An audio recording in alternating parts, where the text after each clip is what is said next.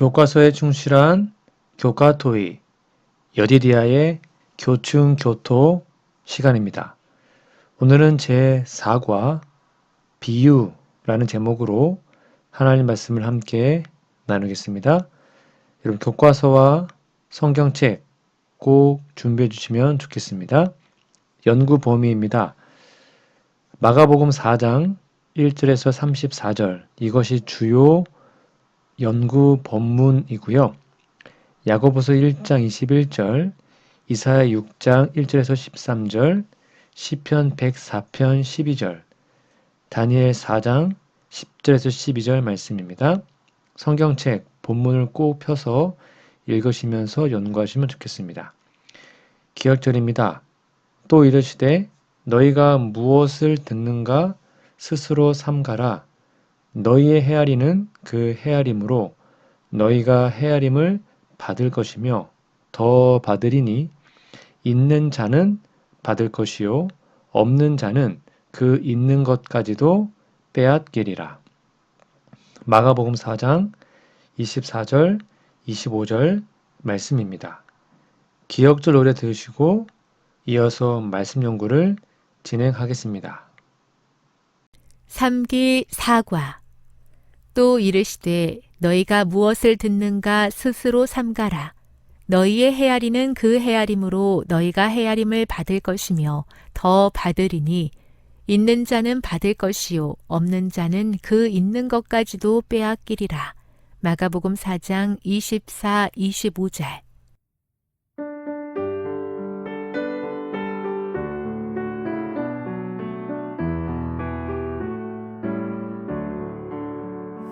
또 이르시되 너희가 무엇을 듣는가 스스로 삼가라.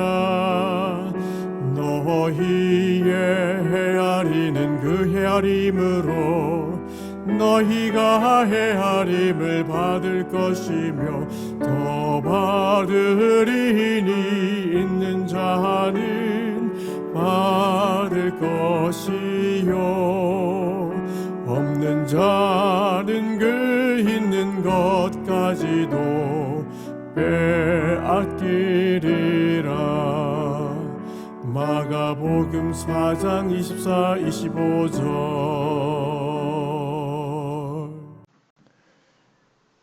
7월 21일 일요일입니다. 제목은 씨 뿌리는 자의 비유인데요. 자, 교과서 질문해 보시면 마가복음 4장 1절에서 9절을 읽어보라. 각각의 밭은 어떤 모습이며 그 위에 떨어진 씨앗은 어떻게 되는가? 여러분, 워낙 유명한 말씀이죠. 이 마가복음 4장 1절에서 9절은 예수님께서 씨 뿌리는 자의 비유를 말씀하시는 장면인데요. 크게 네 가지의 밭이 있었습니다. 첫 번째는 길가에 떨어진 씨앗이죠. 모습은 단단하고 다져진 길가였습니다. 결과는요, 새들이 와서 씨앗을 먹어버렸죠.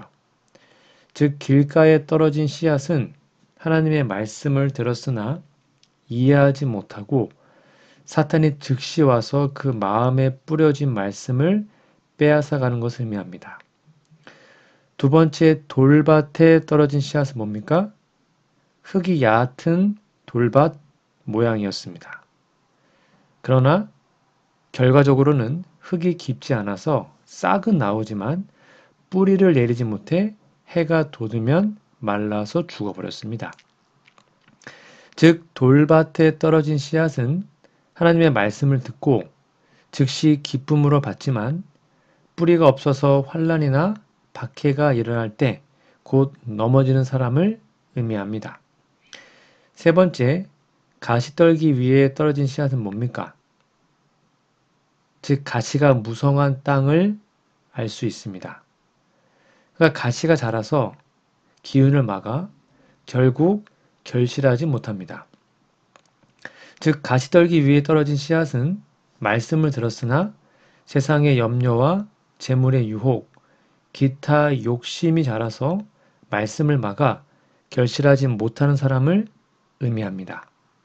그리고 마지막에 좋은 땅에 떨어진 씨앗은 말 그대로 옥토, 좋은 땅, 아주 귀한 땅의 모습을 우리는 알 수 있습니다. 결과가 무엇입니까? 무럭무럭 자라서 30배, 60배 또는 100배의 열매를 맺었습니다. 즉 좋은 땅에 떨어진 씨앗은 말씀을 듣고 받아들여 결심하는 사람을 의미합니다.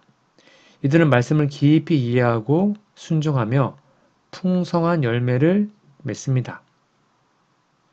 영감의 글에는 특별히 시대 소망에 보면 이 비유에 대해서 예수님의 비유는 간단한 진리이지만 깊은 영적 의미를 담고 있다. 우리 각자는 씨앗이 떨어지는 밭이 될 수 있다.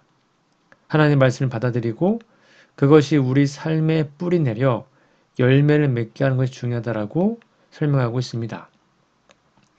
이 비유는 우리가 어떤 밭이 될 것인가에 대한 깊은 고민을 던져줍니다. 우리는 하나님의 말씀을 온전히 받아들여 좋은 땅이 되어야 합니다. 하나님께서 우리를 통해 풍성한 열매를 맺으시도록 우리의 마음을 옥토로 준비해야 합니다. 즉 들을 귀 있는 자는 들으라 하신 예수님의 말씀처럼 우리가 하나님의 말씀을 온전히 듣고 순종하여 아름다운 열매를 맺는 삶을 살아가기를 간절히 소망합니다. 7월 22일 월요일입니다. 제목은 예수님의 해설인데요. 우리 질문해 보시면 마가복음 4장 13절에서 20절 읽어보라. 예수님은 씨 뿌리는 자의 비유를 어떻게 설명하셨는가? 여기 본문에 보면 예수님께서 씨 뿌리는 자의 비유를 제자들에게 직접 설명하십니다. 즉 예수님께서는 이 비유를 통해 네 종류의 사람을 묘사했는데 각 사람은 하나님의 말씀을 듣는 태도와 그 말씀이 그들 안에서 어떻게 열매를 맺는지를 보여줍니다.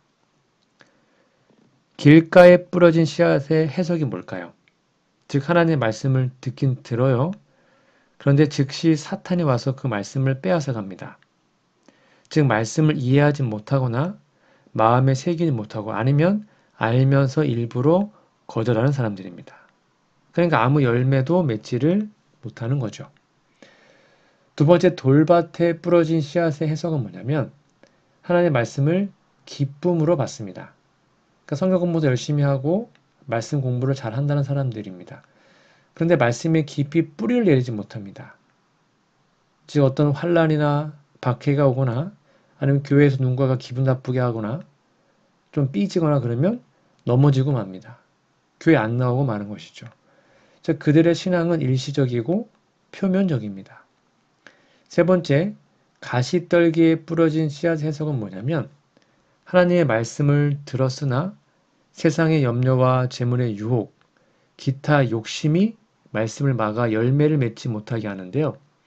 이들은 세상의 것들에 마음을 뺏겨서 영적인 성장과 결실을 이루지 못하는 겁니다.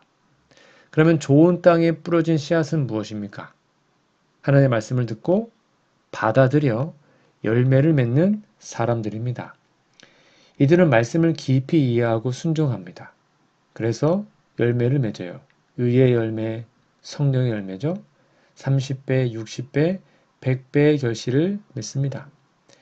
이들의 삶은 하나님의 뜻을 따라 변화되고 풍성한 열매를 맺습니다. 영감의 글인 심을 교훈에도 이 비유에 대해서 하나님의 말씀은 생명력이 있다. 그것이 사람의 마음에 뿌리 내릴 때 그 말씀은 사람을 변화시키고 풍성한 열매를 맺게 한다. 우리는 우리의 마음을 준비하여 좋은 땅이 되도록 해야 한다라고 설명합니다. 여러분, 우리 하나님의 말씀을 들을 때 우리의 마음이 어떤 상태인지를 점검해 봐야 합니다. 길가인지 돌밭인지 아니면 가시떨기가 아니라 어떤 땅인지 봐야 합니다. 좋은 땅이 되어서 하나님의 말씀이 우리 안에 깊이 뿌리 내리고 열매 맺게 되기를 간절히 바랍니다. 우리가 하나님의 말씀을 진정으로 받아들이고 순종할 때 하나님께서는 우리를 통해 놀라운 열매를 맺으실 겁니다. 이제 우리의 마음을 옥토로 준비하여 하나님의 말씀을 온전히 받아들이고 그 말씀을 통해 변화된 삶을 살기를 간절히 소망합니다. 7월 23일 화요일인데요. 제목은 비유로 말씀하신 이유입니다. 자, 교과서 질문해 보시면 마가복음 4장 10절에서 12절 읽어보라. 예수님이 비유로 가르치신 이유는 무엇인가? 이 본문에 보면 예수님께서 비유를 가르치신 이유가 잘 설명되어 있는데 첫 번째입니다. 하나님의 나라의 비밀을 전하기 위해서입니다.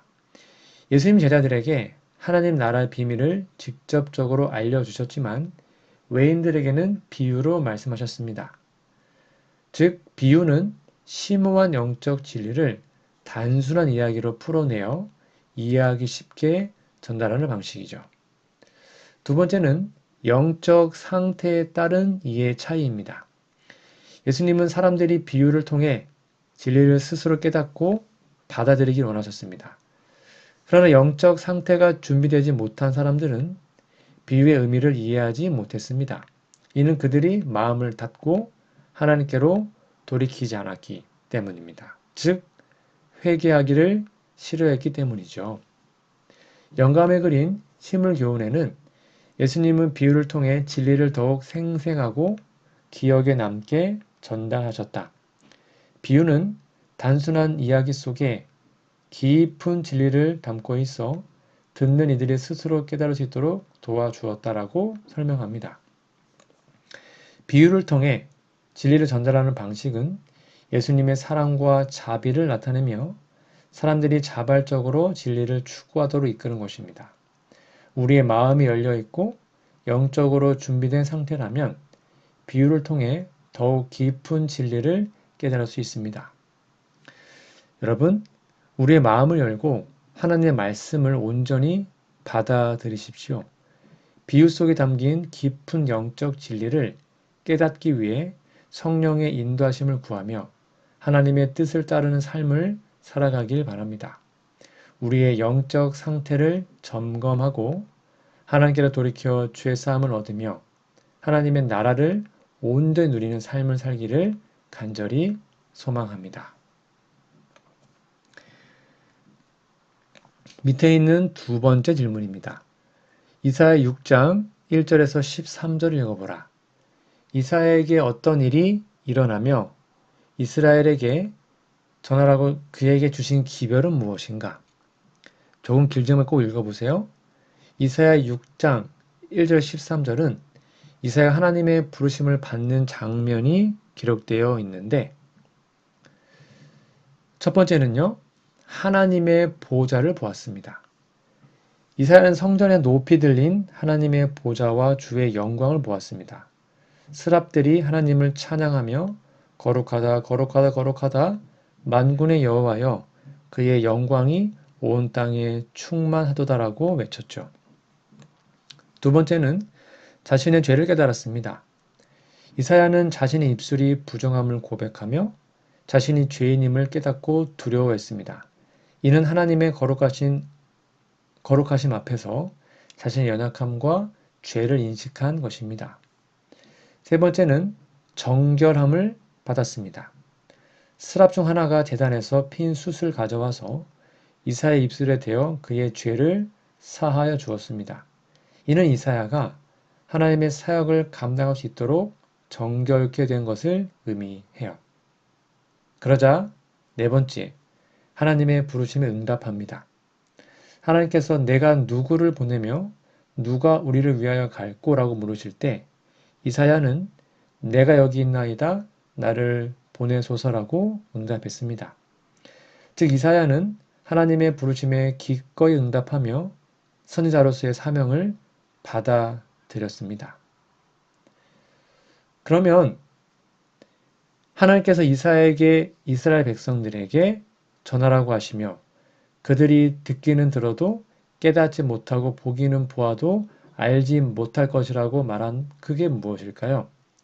이는 그들이 바로 영적 상태가 완고하고 둔감하여 진리를 받아들이지 못할 것을 예언한 것입니다. 그리고 알더라도 그렇게 순종하고 싶지 않음을 보여줍니다. 즉 마음이 둔하게 되고 귀가 막히고 눈이 감긴다는 겁니다. 이사야는 백성의 마음을 둔하게 하고 귀가 막히며 눈이 감기게 하라는 명령을 받았습니다. 이게 무슨 말인가 하면 이는 그들이 회개하기를 싫어하기 때문에 결국 그 회개의 기별을 전해줄 수가 없고 그렇게 되면 고침을 받지 못하게 된다는 하나님의 경고이죠. 그래서 이사야가 어느 때까지 이러한 상태가 계속될지 물었을 때 하나님께서는 성읍들이 황폐하고 주민이 없으며 가옥들이 사람 없이 황폐될 때까지라고 말씀하셨죠. 이는 이스라엘이 하나님의 심판을 받게 될 것을 경고한 것입니다. 그러나 우리에게는 아직 소망이 있어요. 왜요? 비록 이스라엘이 황폐하게 될지라도 그루터기가 남아있을 것이며 그 거룩한 씨가 이 땅의 그루터기라고 말씀하셨기 때문입니다. 이는 하나님의 남은 자들이 결국 회복될 것이라는 소망을 나타내고 있습니다. 영감의 글 선지자 왕에 보면 이 장면이 이렇게 설명합니다. 이사야의 부르심은 하나님의 거룩함과 인간의 죄악을 깊이 깨닫게 하였으며 그가 하나님의 사역을 위해 준비되었음을 상징한다. 또한 하나님의 경고와 심판 속에서도 남은 자들에게 주어진 소망을 강조한다고 말합니다. 여러분, 이사야처럼 하나님의 거룩하심 앞에 우리의 죄를 깨닫고 회개하며 하나님의 부르심에 기꺼이 응답합시다. 우리도 하나님의 말씀을 전하는 사명자로서 세상에 하나님의 사랑과 진리를 전하는 도구가 되기를 소망합니다. 하나님께서 우리를 사용하셔서 그의 뜻을 이루시도록 우리의 삶을 드리게 되기를 간절히 바랍니다. 7월 24일 수요일입니다. 제목은 등불과 계량 그릇인데요. 자, 교과서 질문입니다. 마가복음 4장 21절에서 23절 읽어보라. 예수님께서 등불의 비유에 특히 강조하신 것은 무엇인가? 여러분, 강조점이 무엇입니까? 바로 첫 번째는 등불의 위치입니다. 예수님은 사람이 등불을 가져오는 것은 그것을 말 아래나 평상 아래에 두려 함이 아니라 등경 위에 두려 한다고 말씀하셨죠. 즉 등불은 어두운 곳을 밝히기 위해 높은 곳에 두어야 그 역할을 제대로 할 수 있습니다. 이는 우리가 받은 진리와 빛을 숨기지 않고 드러내야 함을 강조한 것입니다. 두 번째는 바로 숨겨진 것과 드러난 것인데요. 예수님은 드러내려 하지 않고 숨긴 것이 없고 나타내려 하지 않고 감춘 것이 없다고 말씀하셨습니다.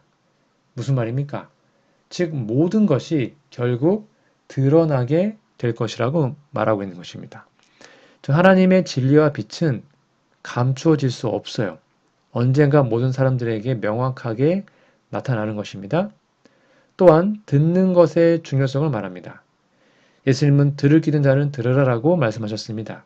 이는 진리를 듣고 깨닫는 것이 중요하다는 것을 강조한 것입니다. 우리가 진리를 들을 귀를 가지고 그 말씀을 받아들여야 한다는 경고와 권면인 것이죠.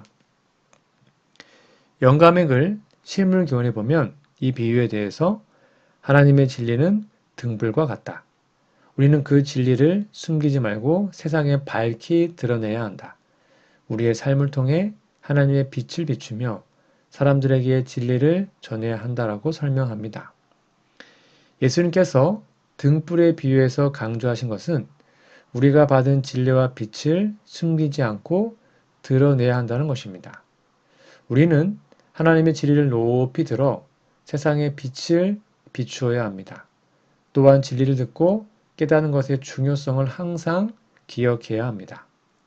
여러분, 우리는 하나님께서 우리 빛을 세상에 비추어야 합니다. 우리의 삶을 통해 하나님의 사랑과 진리를 나타내며 어둠 속에 있는 이들에게 빛을 전합시다. 들을 끼는 자는 들으라는 예수님의 말씀처럼 우리가 하나님의 말씀을 온전히 듣고 순종하여 그 빛을 세상에 밝히 드러내는 도구가 되기를 간절히 바랍니다. 우리의 삶을 통해 하나님의 영광을 나타내며 세상의 빛과 소망을 전하는 빛의 자녀가 되기를 간절히 바랍니다. 밑에 있는 두 번째 질문입니다. 마가복음 4장 24절 25절 읽어보라. 예수님은 계량 그릇의 비유를 통해 어떤 교훈을 말씀하고 있는가? 이게 무슨 말인가 하면 바로 듣는 것의 중요성을 강조합니다. 예수님은 너희가 무엇을 듣는가 스스로 삼가라고 하셨습니다. 이는 우리가 어떤 가르침과 말씀을 듣는지 주의하라는 의미입니다. 우리는 진리의 말씀을 듣고 그것을 분별하여 올바르게 받아들여야 합니다. 또한 너희가 헤아리는 그 헤아림으로 너희가 헤아림을 받을 것이며 더 받으리리 라는 말씀은 우리가 다른 사람들을 대하는 방식과 태도에 따라 동일하게 대우받을 것을 의미합니다. 이는 공정하고 정의로운 삶을 사야 하는 것을 말하고 있죠. 그리고 있는 자는 더 받을 것이고 없는 자는 그 있는 것까지도 빼앗기게 됩니다. 무슨 말입니까? 이 말씀은 우리가 받은 은혜와 진리를 어떻게 사용하느냐에 따라서 더 큰 축복을 받을 수도 있고 반대로 그것을 잃어버릴 수도 있다는 것입니다. 즉 나누고 전하면 계속 공급받게 됩니다. 그러나 전하지 않고 나누지 않으면 그것은 소멸되는 것입니다. 하나님께서 주신 은혜를 잘 사용하고 발전시키면 더 큰 은혜를 받게 되지만 그것을 소홀히 하면 주어진 것마저 잃게 되는 것이죠. 영감의 글 실물교훈에는 이렇게 기록합니다. 하나님의 은혜와 진리를 받은 사람은 그것을 다른 이들에게 나누어 줄 때 더 큰 축복을 받게 된다. 우리는 받은 바를 소중히 여기고 그것을 다른 이들과 나누어야 한다라고 설명합니다. 즉 예수님께서는 계량 그릇의 비유를 통해 우리가 듣는 것에 주의하고 하나님께서 주신 은혜와 진리를 올바르게 사용하며 그것을 다른 사람들과 나누어야 한다는 중요한 교훈을 주셨습니다.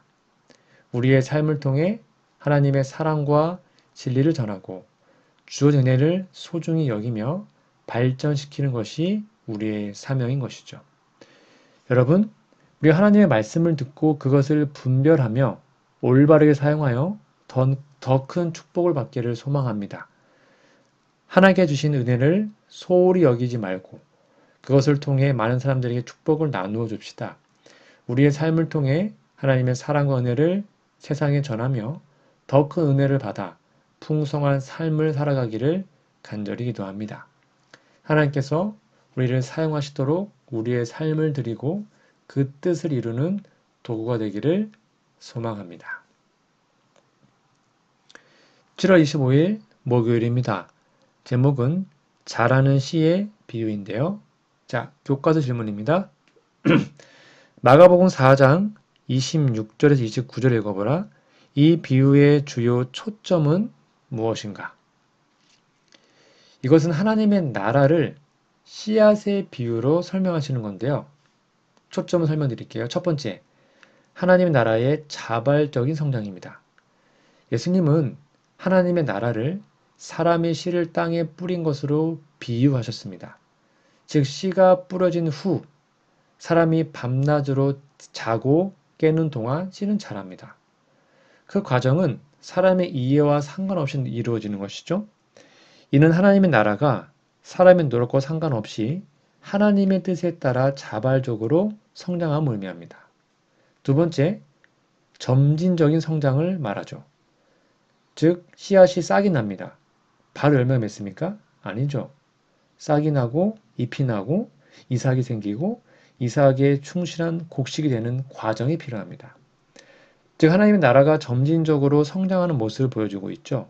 처음에는 되게 작은 시작이지만 시간이 지나면서 점차적으로 완전한 상태로 나아간다는 겁니다.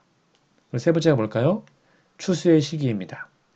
열매가 익으면 추수 때가 이른 것처럼 하나님 나라는 정해진 때에 완성되고 열매를 맺게 됩니다. 이는 하나님의 계획과 시간에 따라 그의 나라가 완성될 것을 상징하는 것이죠. 영감의 글 실물교훈에도 이 비유에 대해서 이렇게 설명합니다. 하나님의 나라는 그 시작이 작을지라도 하나님의 섭리와 계획 속에서 점차적으로 성장하고 완성될 겁니다. 우리는 하나님의 일하심을 믿고 신뢰해야 한다라고 설명합니다. 예수님께서 씨앗의 비유를 통해 말씀하신 주요 초점은 하나님의 나라가 자발적이고 점진적으로 성장하며 정해진 때에는 완성된다는 것이죠. 우리의 역할은 씨앗을 뿌리는 것입니다. 그리고 하나님께서 일하시도록 믿고 기다리는 것이죠. 여러분, 하나님의 나라는 우리의 이해를 초월하여 자라납니다. 우리는 하나님의 말씀을 뿌리고 전하면 그의 섭리와 계획을 신뢰하고 인내한다면 하나님의 나라는 반드시 성장하고 완성될 것입니다. 우리가 하나님의 일하심을 믿고 그의 뜻을 이루는 도구가 되기를 소망합니다. 우리의 삶을 통해 하나님 나라가 확장되고 그 나라의 열매가 풍성히 맺히기를 기도합니다. 우리의 소망과 신앙을 하나님께 두고 그의 일하심을 신뢰하며 살아가기를 간절히 바랍니다. 밑에 있는 두 번째 질문입니다. 마가복음 4장 30절에서 32절을 읽어보라. 겨자씨 비유의 중요한 강조점은 무엇인가? 여러분, 겨자씨 비유 다 아시죠? 어떤 강조점이 있을까요? 첫 번째는 작은 시작입니다. 즉 예수님은요, 하나님의 나라를 겨자씨에 비유했습니다. 이 겨자씨는 땅의 모든 씨보다 작은 씨입니다. 이는 하나님의 나라가 처음에는 매우 작고 미약하게 시작된다는 것을 나타냅니다. 그런데 놀랍게 성장을 하죠. 즉 겨자씨는 심긴 후에 자라서 모든 풀보다 커지며 큰 가지를 낸다고 하였습니다. 이는 하나님의 나라가 처음에는 작고 보잘것없이 보일지라도 시간이 지나면서 놀랍도록 성장하고 확장될 것을 의미하는 것입니다. 그리고 포용과 쉼의 제공입니다. 예수님은 겨자씨가 자라서 큰 나무가 되어 공중의 새들이 그 그늘에 깃들일 만큼 된다고 말씀하셨습니다.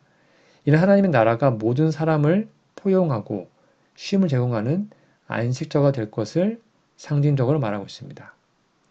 영감의 글 실물교훈에 보면 하나님의 나라는 작고 미약하게 시작될지라도 하나님의 능력과 섭리로 인해 크게 성장하며 많은 사람들에게 구원의 안식처가 될 것이다 라고 설명합니다. 즉 겨자씨의 비유의 중요한 강조점은 하나님의 나라가 작은 시작에도 불구하고 놀라운 성장과 확장을 이루며 모든 사람에게 포용과 쉼을 제공하는 안식처가 된다는 것입니다. 여러분, 하나님의 나라는 작고 미약하게 시작될 수 있습니다. 그런 하나님의 능력과 섭리 속에서 놀랍도록 성장하고 확장될 것입니다. 우리의 신앙도 마찬가지입니다. 작고 미약하게 시작할지라도 하나님의 인도하심을 따라 성장하고 결실을 맺게 될 것입니다. 우리는 우리의 작은 신앙의 씨앗을 하나님께 맡기고 그분의 일하심을 신뢰합시다. 하나님의 나라가 우리를 통해 확장되고 많은 사람들에게 쉼과 안식을 제공하는 곳이 되도록 우리도 그 사명에 동참합시다. 하나님의 능력과 사랑이 우리의 삶을 통해 드러나며 그분의 나라가 이 땅에 임하기를 간절히 기도합니다. 우리의 작은 신앙이 하나님의 손 안에서 큰 역사가 될 수 있도록 간절히 바랍니다. 오늘 저는 제4과 비유라는 제목으로 말씀 연구를 진행하였습니다. 여러분, 교과서와 특별히 성경 범위, 성경책 본문을 여러 번 읽으십시오. 그것이 정말 중요한 공부입니다. 그리고 기억들도 외워주시면 감사하겠습니다. 다음 주에는요, 갈릴리 호수의 이적들이라는 제목으로 은혜의 공부를 하겠습니다. 다음 주까지 건강하시고요. 우리 기도하고 마치겠습니다. 하늘에 계신 아버지, 생명의 씨를 뿌려주시는 하나님의 사랑에 감사합니다. 우리 마음이 생명을 품을 수 있는 밭으로 변하기를 기도합니다. 실패의 위험들 가운데 우리를 건져 주옵소서. 날마다 마음을 변화시켜 주시고 유혹과 시험 앞에 승리하게 하옵소서. 저희의 마음이 하나님의 말씀을 틔우는 생명력 있는 좋은 밭이 되기를 기도합니다. 세상의 유혹과 시험 앞에서 넘어지기 쉬우니 주님께서 우리의 손을 붙잡아 주시옵소서. 날마다 말씀을 가까이 하도록 인도하시고 마음을 활짝 열게 도와주옵소서. 주님의 말씀을 잘 받을 수 있는 마음을 주시기를 기도합니다. 세상에 사로잡혀 말씀의 귀한 뜻을 알지 못하는 우리의 마음을 깨우쳐 주옵소서. 매일의 삶 속에서 주님 뜻에 가까워지는 좋은 선택을 할 수 있게 주께서 인도하여 주옵소서. 주께서 우리에게 감출 수 없는 빛을 비춰주신 것을 감사합니다. 빛을 감추며 자신을 높이던 잘못을 회개하오니 주여 자신을 감추고 주님의 빛을 높이 들게 도와 주옵소서. 충실히 주의 빛을 비춤으로 더 풍성한 은혜를 경험하게 하옵소서. 누군지 상상할 수 있게 하시고 작은 것에서 위대함을 보여주시는 놀라운 교훈 주셔서 감사합니다. 우리가 가진 작고 보잘것없지만 주께서 자라나게 하실 것을 믿으며 세상 한 구석에서 영혼을 나눌 수 있도록 은혜를 더해 주시옵기를 예수님의 이름으로 간절히 기도합니다. 아멘.